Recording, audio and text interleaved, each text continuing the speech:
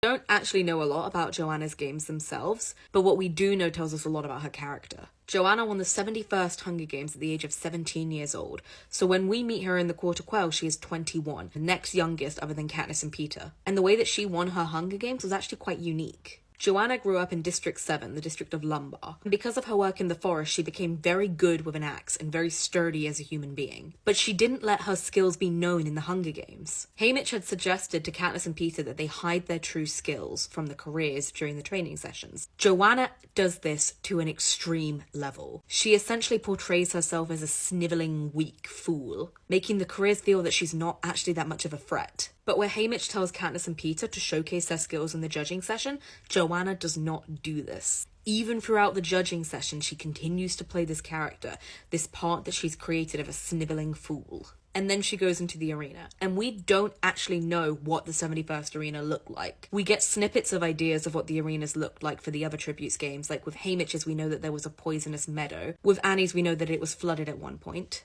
But we don't actually know what Johanna's looked like. What we do know is that Johanna managed to skate under the radar for most of the games. She went by undetected and was seen as a non-threat to the careers, very similar to the way that Foxface played the 74th Hunger Games.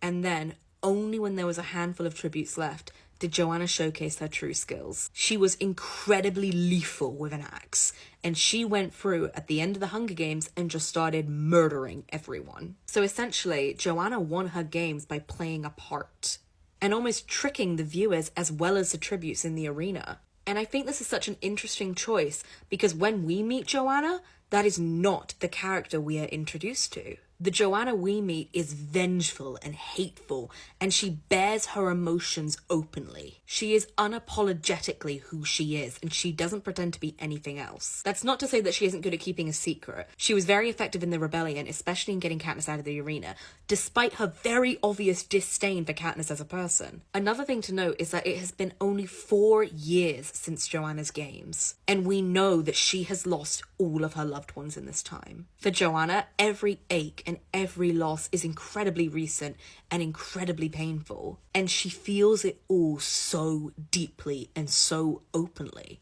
And it's hard for us to rationalize a character who so openly hates Katniss, the person she's meant to be saving, pretending to be a weak, sniveling fool. And I think it all comes down to the main message of the entire series. Johanna won the Hunger Games by playing the games very well. She tricked the other tributes, she fooled even the game masters, and she put on an incredible show. But the cost of that was her hiding herself and her true emotions and killing people. And in the end, it didn't even matter, because when she went home, over the next few years, her loved ones were killed. There's a scene in Catching Fire when they're all in the arena and Finnick and Katniss have just been harassed by the Jabberjays, and Johanna just starts screaming at the force field. She is someone who bears her pain and her loss so openly and so viscerally. And I think a part of her needs that anger and that pain to keep her motivated against Snow and against the Capitol, because that pain is the reminder for her to keep fighting. Which is why I think it's so heartbreaking for us to see Johanna in the final book.